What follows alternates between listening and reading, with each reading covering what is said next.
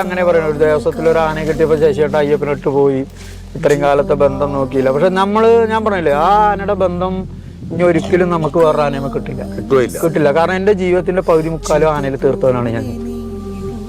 അത് ആർക്കും പറഞ്ഞാൽ മനസ്സിലാവില്ല.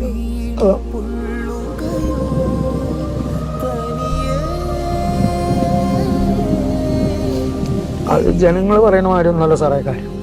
അവർ പറയും ശശിയേട്ട അത്രയും കൊല്ലം കൊണ്ടുവന്നിട്ട് ഒരു ആനയെ കൊണ്ടുവന്നിട്ട് ഒരു ദിവസം നീരിൽ കെട്ടിപ്പോയി. ഞാൻ ആ ആനയെ നീര് കെട്ടുന്നതിൻ്റെ ഒരു മാസം മുന്നേ അവരുടെ പറഞ്ഞ പറയാൻ തുടങ്ങിയതാണ്.